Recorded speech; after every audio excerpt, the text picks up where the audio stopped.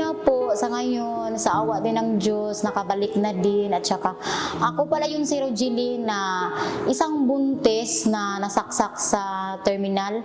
Kalamba, galing po ako noon sa SSS para mag-ayos po sa maternity po sana sa pagbuntis ko. Pagdaan ko po sa terminal, hindi ko po alam na ganun pala ang mangyari sa akin na may umakbay sa akin at saka hinawakan ako. Ang sabi niya, pasamahin daw po niya ako. Tapos ewan ko kung anong dapat niyang kukunin kasi gusto niya nadalhin niya ako. Magandang araw po sa inyong lahat. Ako po ay si Dr. Jonathan Rodriguez Malabanan. Ako po ay isang sirohano o surgeon sa Calamba Medical Center. Siya po ay aking pasyente noong June 18, 2021. Siya po yung buntis na nasaksak sa may Calamba Terminal, panahon po ng pandemic nang siya po ay nasaksak.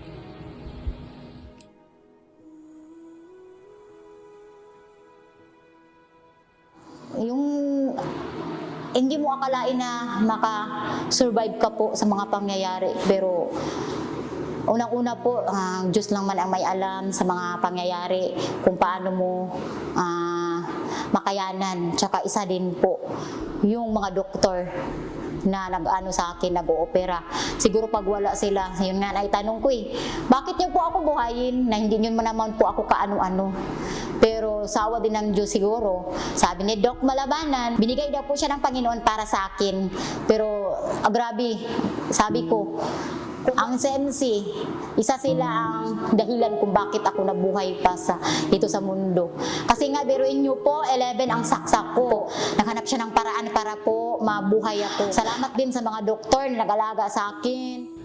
Ang mga pinsala pong natamo ng ating pasyente na si Rogeline Vicente ay saksak sa lieg, sa bandang baga, sa sikmura o stomach, sa spleen or pali, at bituka. Yan po ang kanyang mga tama. Nang siya po ay dinala sa ating emergency room, wala na po siyang malay at wala na rin pong tibok ang kanyang puso. Buti na lang sa tulong ng ating mga ER consultant at sa availability ng blood bank or imbakan ng dugo, siya po ay nagawa ng paraan upang mabuhay muli at magamot ang kanyang mga natamong saksak sa ating operating room.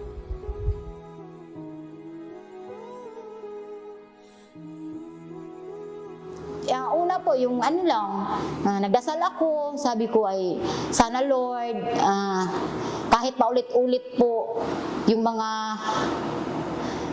naalaala ko ay, sana mawala siya, pero parang hindi na siya mawala, basta-basta kasi nakatanim na yan sa utak ko.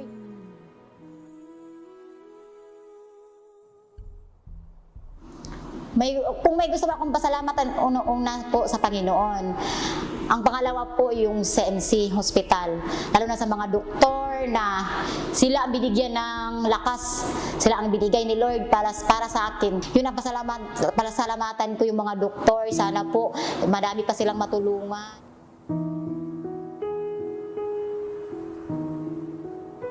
Una, tayong pong lahat ay dapat mag-ingat, no? Kung ating pong tatandaan, yung ating pong pasyente na si Rogeline Vicente ay araw ng nasaksak, no? Hindi natin kilala kung sino ating mga nakakasama. So maganda rin po tayo po yung nag-iingat. Ikalawa, gusto namin sabihin sa lahat ng pasyente na habang may buhay, may pag-asa, no? Ang pera kinikita yan pero ang buhay, isa lang yan. Ikatlo, gusto namin sabihin sa lahat ng pasyente na kami po ay instrumento lang ng Panginoon, no? Kami mga doktor, staff ng hospital, nurses, mga espesyalista, administration, kami po ay instrumento lang ng Panginoon upang kayo po ay mapagaling.